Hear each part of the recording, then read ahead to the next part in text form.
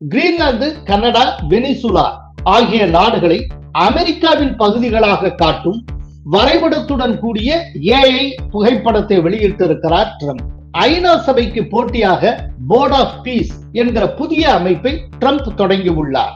8 ஐரோப்பிய நாடுகளின் படைகள் கிரீன்லாந்துக்கு விரைந்துள்ளன. சரிந்து வரும் இமேஜை சரிக்கட்ட பிற நாடுகள் மீது கை வைக்க தொடங்கி இருக்கிறார் ட்ரம்ப். 3 வாரம் மோடியின் போன் காலுக்காக ட்ரம்ப் காத்திருந்தார் என்றார் Lutnick. You have to have Modi call the president. So Modi didn't call. Wow. ட்ரம்பிடமிருந்து இந்தியாவை காப்பாற்ற மோடி இருக்கிறார். உலகை காப்பாற்ற இன்னும் சில மோடிகள் தேவை. கோலஹலாஸ் டிவி யூடியூப் சேனல், இது வாய்மையின் எக்காலம். வணக்கம் நண்பர்களே. அமெரிக்க அதிபர் ட்ரம்புக்கு பைத்தியம் பிடித்து விட்டது போல தெரிகிறது. தவறுக்கு மேல் தவறு செய்கிறார், அதிர்ச்சிக்கு மேல் அதிர்ச்சி தருகிறார். கனடா, கிரீன்லாந்து, வெனிசுலா ஆகிய நாடுகளை அமெரிக்காவின் பகுதிகளாக சித்தரிக்கும் புதிய வரைபடத்தை வெளியிட்டிருக்கிறார் ட்ரம்ப். இன்னொரு புறம் ஐநா சபைக்கு போட்டியாக போர்ட் ஆஃப் பீஸ் என்கிற புதிய அமைப்பை ட்ரம்ப் தொடங்கியுள்ளார். We'll do it early next year, and the Board of Peace it'll be one of the most legendary boards ever. Everybody wants to be on it. ட்ரம்பின் கேலிக்கூத்துகளை ஒன் பை ஒன்னாக பார்ப்போம். Greenland, Canada, Venezuela ஆகிய நாடுகளை அமெரிக்காவின் பகுதிகளாக காட்டும் வரைபடத்துடன் கூடிய ஏஐ புகைப்படத்தை வெளியிட்டிருக்கிறார் ட்ரம்ப்.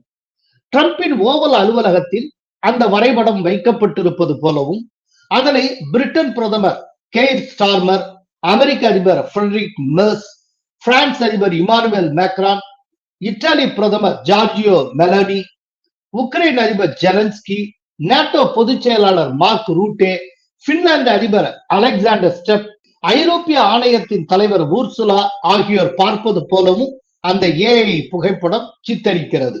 உக்ரைன் போர் தொடர்பாக ஐரோப்பிய நாடுகளின் தலைவர்கள் கடந்த ஆண்டு டொனால்ட் ட்ரம்பை சந்தித்து பேசினர். அப்போது எடுக்கப்பட்ட படத்தில் சில மாற்றங்களை செய்து தற்போது இந்த ஏஐ படத்தை ட்ரம்ப் வெளியிட்டிருப்பதாக தெரிகிறது. ட்ரம்ப் வெளியிட்டுள்ள மற்றொரு படத்தில் அமெரிக்க துணை அதிபர் ஜேடி வான்ஸ், வெளியுறவுத்துறை அமைச்சர் மார்க்கோ ரூபியோ ஆகியோருடன் கிரீன்லாந்தில் அமெரிக்க கொடியை ட்ரம்ப் நாட்டுவது போல சித்தரிக்கப்பட்டிருக்கிறது. இது போதாதென்று ஐநா சபைக்கு போட்டியாக போர்ட் ஆஃப் பீஸ் என்கிற சர்வதேச அமைப்பையும் ட்ரம்ப் தொடங்கியுள்ளார். To ensure the success of this effort, my plan calls for the creation of a new international oversight body, the Board of Peace. We call it the Board of Peace. Sort of a beautiful name. Board of peace அமைப்பில் ரூபாய் 9,000 கோடி கட்டணம் செலுத்தி எந்த நாடும் உறுப்பினராக சேரலாம் என்று அமெரிக்க அதிபர் ட்ரம்ப் அழைப்பு விடுத்திருக்கிறார். புதிய அமைப்பின் தலைவராக அதிபர் ட்ரம்ப் பொறுப்பேற்று இருக்கிறார். The Board of Peace, which will be headed by a gentleman known as President Donald J. Trump of the United States. That's what I want to. அமெரிக்க வெளியுறவுத்துறை அமைச்சர் மார்க்கோ ரூபியோ, சிறப்பு தூதர் ஸ்டீவ் விட்காஃப், அதிபர் ட்ரம்பினுடைய மருமகன் Gerard Kushner, British முன்னாள் பிரதமர் Dhoni Blair, Apollo global நிறுவன தலைமை செயல் அதிகாரி மார்க் ரோவன், இந்திய வம்சாவளியை சேர்ந்த உலக வங்கி தலைவர் அஜய் பங்கா மற்றும் அமெரிக்க தேசிய பாதுகாப்பு துணை ஆலோசகர் ராபர்ட் கேப்ரியல் ஆகியோர் உறுப்பினர்களாக நியமிக்கப்பட்டுள்ளனர். இந்த புதிய அமைப்பு காசாவின் மறுசீரமைப்பு பணிகளில் ஈடுபடும். இந்தியா, பாகிஸ்தான் உள்பட பல்வேறு நாடுகளுக்கு போர்ட் ஆஃப் பீஸ் அமைப்பில் சேர அழைப்பு விடுக்கப்பட்டுள்ளது. ஐநா சபையின் மூத்த அதிகாரியான டேனியல் மோடி கூறுவது போல், போர்ட் ஆஃப் பீஸ் என்பது உலக விவகாரங்களில் அமெரிக்கா தலையிட ஒரு குறுக்கு வழியாகும். Now that we've seen the Board of Peace draft charter, it's quite clear that Trump wants to circumvent the other veto powers on the Security Council and set up an international organization where he and the US government have considerable sway over major issues of international peace and security. அண்மை காலமாக ஐநாவுக்கும் அமெரிக்காவுக்கும் இடையிலான முரண்பாடு கூர்மையடைந்து வருகிறது. ஜனவரி 3ஆம் தேதி Venezuela நாட்டுக்குள் புகுந்து, அந்நாட்டு அதிபர் மாளிகைக்குள் புகுந்து, வெனிசுலா அதிபர் நிக்கோலஸ் மடுரோவை அமெரிக்க ராணுவம் கைது செய்து அமெரிக்காவுக்கே தூக்கி வந்தது. இதனை ஐநா பொதுச் செயலாளர் ஆண்டனியோ குட்ரஸ் கண்டித்தார். சர்வதேச விதிகளை மீறி அமெரிக்கா நடந்து கொண்டுள்ளது என்று குற்றம் சாட்டினார். அதே போல போரால் பாதிக்கப்பட்ட காசா நகரை மறுசீரமைப்பு செய்யும் பணிகளுக்காக 2025 நவம்பரில் ஐநா பாதுகாப்பு கவுன்சில் தீர்மானம் நிறைவேற்றிய போது அதனை ட்ரம்ப் எதிர்த்தார். ஐநா சபையை பயனற்ற சபை என்று விமர்சித்தார். இந்த சூழலில் ஐநா சபைக்கு மாற்றாக அல்லது போட்டியாக போர்ட் ஆஃப் பீஸ் என்கிற அமைப்பை தொடங்கி இருக்கிறார் ட்ரம்ப். முன்னதாக கடந்த 14ஆம் தேதி அமெரிக்காவுக்கு கிரீன்லாந்து தேவை என்று தெரிவித்து புவிசார் அரசியலை மேலும் சூடாக்கினார் ட்ரம்ப். இது தொடர்பாக அவர் தனது ட்ரூத் சோஷியல் சமூக ஊடக பக்கத்தில் என்ன பதிவிட்டிருந்தார் என்பதை பார்ப்போம். தேசிய பாதுகாப்பு காரணங்களுக்காக அமெரிக்காவுக்கு கிரீன்லாந்து தேவை. நாங்கள் கட்டி எழுப்பும் கோல்டன் டோம் திட்டத்துக்கு இது மிக முக்கியமானது. கிரீன்லாந்தை அமெரிக்கா பெறுவதற்கு நேட்டோவே தானாக முன்வந்து உதவ வேண்டும். நாம் அதை செய்யாவிட்டால் சீனாவோ ரஷ்யாவோ அதை செய்துவிடும். அவ்வாறு நடந்துவிடக் கூடாது என்று ட்ரம்ப் பதிவிட்டிருந்தார். முன்னர் உக்ரைன் விவகாரத்தில் ரஷ்யா சொன்னது போன்று கிரீன்லாந்து விவகாரத்தில் ட்ரம்ப் சொல்ல தொடங்கி இருக்கிறார். நேட்டோ அமைப்பில் உக்ரைன் இடம்பெறுவது தன் நாட்டு பாதுகாப்புக்கு அச்சுறுத்தல் என்று கூறித்தான் உக்ரைன் மீது படையெடுத்தது ரஷ்யா. இப்போது கிரீன்லாந்து தனியாக இருப்பது தன் நாட்டு பாதுகாப்புக்கு அச்சுறுத்தல் என்று கூறி கிரீன்லாந்தை கேட்கிறது அமெரிக்கா. ரஷ்யாவுக்கும் அமெரிக்காவுக்கும் என்ன வித்தியாசம்? டென்மார்க் நாட்டுக்கு சொந்தமான தன்னாட்சி பெற்ற உலகின் மிகப்பெரிய தீவு கிரீன்லாந்து. ஆர்க்டிக் மற்றும் வட அட்லாண்டிக் பெருங்கடல்களுக்கு இடையே அந்த தீவு உள்ளது. அங்கு ரேர் எர்த் மினரல்ஸ் என்று அழைக்கப்படும் அரிதிலும் அரிதான கனிம வளங்கள் மண்டி கிடக்கின்றன. அமெரிக்க புவியியல் ஆய்வு முகமையின் தகவல் படி கிரீன்லாந்தில் எண்ணெய், எரிவாயு, நிக்கல், கோபால்ட் உலோகங்களுடன் அரிய புவி கனிமங்களும் உள்ளன. அந்த வகை கனிமங்கள் உலகில் அதிக அளவு உள்ள நாடுகளில் கிரீன்லாந்து 8வது இடத்தில் உள்ளது. சூப்பர் கண்டக்டர் சிப்கள், மின்சார வாகனங்கள், பசுமை எரிசக்தி தொழில்நுட்பங்கள், இராணுவ தொழில்நுட்பங்களுக்கு அரிய புவி கனிமங்கள் அவசியமாகும். தற்போது உலக அளவில் அந்த கனிமங்களில் பெருமளவு சீனாவின் கட்டுப்பாட்டில் உள்ள நிலையில் அந்த கனிமங்களை பெறுவதற்கான மாற்று வழிகளை அமெரிக்கா தேடி வருகிறது. எனவேதான் தன் பிரச்சாரம் தொட்டே கிரீன்லாந்தை அமெரிக்காவுடன் இணைப்பேன் என்று கூறி வருகிறார் டொனால்ட் ட்ரம்ப். வெனிசுலா அதிபரை வெனிசுலாவிலேயே வைத்து கைது செய்ததை காட்டி டென்மார்க்கை அச்சுறுத்தி கிரீன்லாந்தை அடைய பார்க்கிறார் ட்ரம்ப். விலைக்கு தரவில்லை எனில் ராணுவத்தை ஈடுபடுத்தி கிரீன்லாந்தை அமெரிக்காவுடன் இணைக்க திட்டமிடுகிறார். கிரீன்லாந்தை வலுக்கட்டாயமாக அமெரிக்காவுடன் இணைத்துக் கொள்ளும் ட்ரம்பின் அச்சுறுத்தல் அதிகரித்திருக்கும் சூழ்நிலையில் நேட்டோ ராணுவ கூட்டமைப்பில் இடம்பெற்றுள்ள France, Britain, Germany, Netherlands, Denmark, Norway, Sweden, Finland ஆகிய 8 ஐரோப்பிய நாடுகளின் படைகள் கிரீன்லாந்துக்கு விரைந்துள்ளன. இதில் அதிர்ந்து போன ட்ரம்ப் உலகின் பாதுகாப்புக்கு ஆபத்தான சூழலை 8 ஐரோப்பிய நாடுகளும் ஏற்படுத்தி உள்ளதாக விமர்சித்திருக்கிறார். இதனைத் தொடர்ந்து தனது சமூக ஊடக பதிவில் ட்ரம்ப் என்ன கூறியிருந்தார் என்பதை பார்ப்போம். Denmark, Norway, Sweden, France, Germany, Britain, Netherlands, பின்லாந்தில் இருந்து அமெரிக்காவில் இறக்குமதியாகும் பொருட்கள் மீது பிப்ரவரி முதல் 10% வரி விதிக்கப்படும். இந்த வரி விதிப்பு ஜூன் 1 முதல் 25% உயரும். கிரீன்லாந்தை அமெரிக்கா வாங்குவதற்கான ஒப்பந்தம் போடப்படும் வரை வரி விதிப்பு அமலில் இருக்கும் என்று பதிவிடப்பட்டிருந்தது. இதற்கு பதிலடியாக 8 நாடுகளும் கூட்டறிக்கை வெளியிட்டன. அந்த கூட்டறிக்கையில் என்ன கூறப்பட்டிருந்தது என்பதை பார்ப்போம்.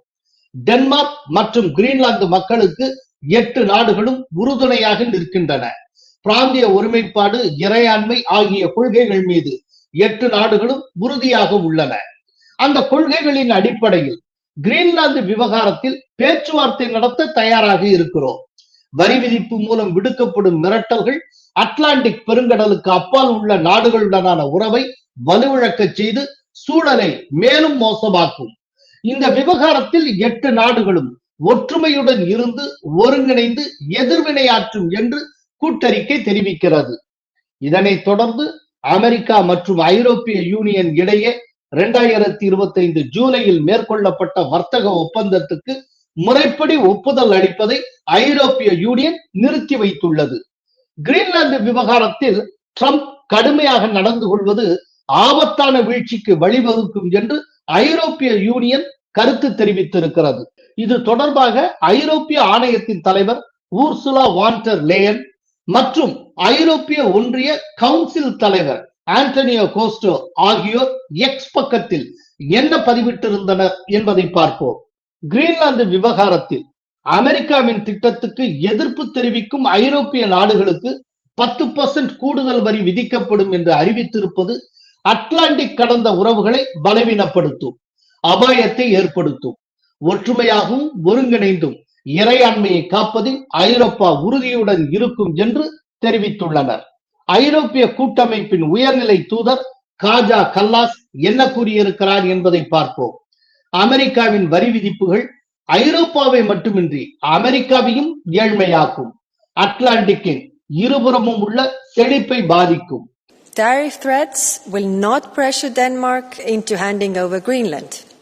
They only risk making both Europe and the United States poorer and undermining our shared prosperity. Ukraine மீதான ரஷ்ய போரை முடிவுக்கு கொண்டு வரும் பணியிலிருந்து ஐரோப்பிய ஒன்றியத்தின் கவனத்தை திசை திருப்பும். கிரீன்லாந்தின் பாதுகாப்புக்கு ஆபத்து ஏற்பட்டால் அதை நேட்டோவுக்குள் நாங்களே தீர்த்துக் கொள்வோம். அதற்கு அமெரிக்காவின் உதவி தேவையில்லை. Greenland belongs to its people. No threat or tariffs will change that. Sovereignty is not for trade. The European Union stands without doubt with Greenland and the Kingdom of Denmark in defense of their territorial integrity and sovereignty. Greenland விவகாரத்தில் அமெரிக்காவின் நடவடிக்கையை கண்டு ரஷ்யாவும் சீனாவும் கொண்டாட்டத்தில் உள்ளன. நட்பு நாடுகளுடைய பிளவு ஏற்பட்டால் அவர்கள்தான் பயனடைவார்கள் என்று காஜா கல்லாஸ் தெரிவித்திருக்கிறார். No country has the right to take over the territory of another, not in Ukraine, not in Greenland, not anywhere in the world. அதே நேரம் கிரீன்லாந்தை ரஷ்யா கைப்பற்றும் என்பதற்கு எந்த ஆதாரமும் இல்லை என்று ரஷ்ய வெளியுறவுத்துறை அமைச்சர் செர்ஜெய் லாவ்ரோவ் தெரிவித்திருக்கிறார். We absolutely have no interest in interfering in anyone's affairs. Ну и, конечно, когда оправдывают происходящее вокруг Гренландии тем, что иначе ее захватит Россия или Китай, ну, нет таких подтверждений, и на Западе уже экономисты, политологи их опровергают. Мы не имеем отношения к этому вопросу. இதனிடையே அமெரிக்காவின் வரி விதிப்பு மிரட்டல் குறித்து விவாதிக்க ஐரோப்பிய ஒன்றியத்தில் 27 நாடுகளின் தூதர்கள் கூடுகின்றனர். கிரீன்லாந்து தொடர்பாக ட்ரம்ப் மேற்கொண்டுள்ள கடினமான அணுகுமுறை அமெரிக்காவுக்கும் நேட்டோவுக்கும் இடையிலான உறவை மட்டுமின்றி அமெரிக்காவுக்கும் ஐரோப்பிய யூனியனுக்கும் இடையிலான உறவையும் சீர்குலைத்துள்ளது. இதற்கிடையே நேட்டோ பொதுச் செயலாளர் மார்க் ரூட்டே அனுப்பிய குறுஞ்செய்தி ஒன்றில் ஸ்கிரீன்ஷாட்டை ட்ரம்ப் பகிர்ந்திருக்கிறார். அதில் சிரியாவில் செய்த பணிகளுக்காக ட்ரம்பை பாராட்டியுள்ள ரூட்டே கிரீன்லாந்து விவகாரத்தை அடுத்த கட்டத்துக்கு முன்னெடுத்து செல்வதற்கான வழியை கண்டடைவதில் உறுதியாக இருக்கிறேன் என்று தெரிவித்திருக்கிறார். இவ்வாறெல்லாம் ட்ரம்ப் நடந்து கொள்வதற்கு மிக முக்கிய காரணம் உள்நாட்டில் அவருக்கு வலுத்து வரும் எதிர்ப்பு. எனவே அமெரிக்கர்களின் கவனத்தை திசை திருப்ப சாகசம் நிகழ்த்த விரும்புகிறார் ட்ரம்ப். அதன் ஒரு பகுதியாகத்தான் பல நாடுகளை அமெரிக்காவுடன் இணைக்கும் வேலையை தொடங்கியுள்ளார். நேற்று முன்தினம், அதாவது ஜனவரி 19ஆம் தேதி, அமெரிக்காவின் மினியாபோலிஸ் நகரில் ட்ரம்ப் நிர்வாகத்தின் குடியேற்ற நடவடிக்கைகளை ஆதரித்தும் எதிர்த்தும் போராட்டம் நடத்திய 2 குழுக்களுக்கு இடையே மோதல் ஏற்பட்டது. தொடர் போராட்ட சூழலை கையாள மாகாண காவல்துறைக்கு துணையாக தேசிய பாதுகாப்பு படையினர் தயார் நிலையில் வைக்கப்பட்டிருந்தனர். ட்ரம்ப் நிர்வாகத்தின் கடுமையான குடியேற்ற நடவடிக்கைகளின் ஒரு பகுதியாக மின்னசோட்டாவுக்கு 2000க்கும் மேற்பட்ட குடியேற்ற மற்றும் சுரங்க அமலாக்க பிரிவு அதிகாரிகள் அனுப்பப்பட்டனர். இதுவரை 1500 பேர் கைது செய்யப்பட்டுள்ளனர். மினியாபோலிஸ் நகரின் மையப்பகுதியில் சோமாலியர்களுக்கு எதிராகவும் குடியேற்றத்துக்கு ஆதரவாகவும் சனிக்கிழமை பேரணி நடைபெற்றது. அப்போது அங்கு திரண்டிருந்த எதிர்ப்பாளர்கள் குழு ஆதரவாளர்களை முற்றுகையிட்டது. ட்ரம்ப் ஆதரவாளர்களை விரட்டிய எதிர்ப்பாளர்கள் ஆதரவாளர் ஒருவர் அணிந்திருந்த சர்ச்சைக்குரிய மேல் சட்டையை கழற்றும்படி வற்புறுத்தினர். இரு தரப்பினரும் ஒருவர் மீது ஒருவர் பனிப்பந்துகளையும் தண்ணீர் நிரம்பிய பலூன்களையும் வீசிக்கொண்டனர். இதனால் அங்கே பதற்றம் ஏற்பட்டது. பின்னர் கவச வாகனங்களில் வந்த காவல்துறையினர் நிலைமையை கட்டுக்குள் கொண்டு வந்தனர். ட்ரம்ப் ஆதரவாளர் பேரணிக்கு ஏற்பாடு செய்திருந்த ஜாக் லாங் காயங்களுடன் போராட்ட களத்திலிருந்து வெளியேறினார். 2021 அமெரிக்க நாடாளுமன்றத்தை தாக்கிய வழக்கில் குற்றம் சாட்டப்பட்ட இவர் பின்னர் ட்ரம்ப் வழங்கிய பொது மன்னிப்பால் விடுவிக்கப்பட்டார். குடியேற்றத்துறை எதிர்ப்பு போராட்டத்தில் பங்கேற்றவர்களில் ஒருவரான லுக்ரி மிங்டன் என்பவர் கூறும்போது, நாஜிகளுக்கும் குடியேற்றத்துறை அதிகாரிகளுக்கும் ட்ரம்ப் ஆதரவாளர்களுக்கும் மினியாபோலிஸில் இடமில்லை என்பதை உணர்த்தவே நாங்கள் கூடியிருக்கிறோம். எங்கள் நகரத்தை விட்டும் மாநிலத்தை விட்டும் வெளியேறுங்கள் என்றார் ஆவேசமாக. இவ்வாறு அமெரிக்காவில் ஏராளமானவர்கள் தினசரி போராட்டத்தில் ஈடுபட்டு வருகின்றனர். சரிந்து வரும் இமேஜை சரிக்கட்ட பிற நாடுகள் மீது கை வைக்க தொடங்கி இருக்கிறார் ட்ரம்ப். இதன் மூலம் தான் ஒரு பலவீனமான அதிபர் அல்லர் என்று காட்ட செயற்கையாக ட்ரம்ப் முயற்சி செய்கிறார். ஆனால் ட்ரம்பின் முயற்சி எல்லா நேரமும் எல்லா தலைவர்களிடமும் பலிப்பதில்லை. அதற்கு நல்ல உதாரணம் மோடி. கடந்த வாரம் அமெரிக்க வர்த்தகத்துறை அமைச்சர் ஹோவர்ட் லுட்னிக் ஒரு குண்டை தூக்கி போட்டார். அதிபர் ட்ரம்புக்கு பிரதமர் மோடி போன் செய்யாததால் கையெழுத்தாக வேண்டிய இந்திய அமெரிக்க வர்த்தக ஒப்பந்தம் நின்றுவிட்டது. 2025 டிசம்பர் மாதம் 3 வாரம் மோடியின் போன் காலுக்காக ட்ரம்ப் காத்திருந்தார் என்றார் Lutnick. I said, you got to have Modi. It's all set up. You have to have Modi call the president. And they were uncomfortable doing it. So Modi didn't call. Wow. இது குறித்து துக்ளக் தலையங்கம் என்ன கூறியுள்ளது என்பதை பார்ப்போம். ட்ரம்பை எதிர்த்து ஒரு வார்த்தை கூட பேசாமல் தனது செயல்பாடுகள் மூலம் பதில் கூறுகிறார் மோடி. ட்ரம்பிடம் மோடி சரண்டர் என்று 100 முறை பொறுப்பற்று கூறினார் ராகுல். அவருக்கும் மோடி ஒரு வார்த்தை கூட பதில் கூறவில்லை. இன்று தானாகவே அமெரிக்கா கூறுகிறது மோடி பணியவில்லை என்று. ராகுல் எங்கு தன்னுடைய முகத்தை கொண்டு போய் வைத்துக் கொள்வார்? நாட்டு நலனில் ட்ரம்பை எதிர்த்து நிற்கும் ஒரே உலக தலைவர் மோடிதான். அவருக்கு உறுதுணையாக நிற்க வேண்டியது நமது நாட்டின் ஒவ்வொரு குடிமகனின் கடமை. அந்த கடமையை செய்யாமல் அவரை வேண்டுமென்றே தூற்றுவது தேச விரோத செயல் என்பதில் சந்தேகமில்லை என்கிறது துக்ளக். ட்ரம்பிடமிருந்து இந்தியாவை காப்பாற்ற மோடி இருக்கிறார். உலகை காப்பாற்ற இன்னும் சில மோடிகள் தேவை. நன்றி, வணக்கம். கோலஹலாஸ் டிவி யூடியூப் சேனல், இது வாய்மையின் எக்காலம்.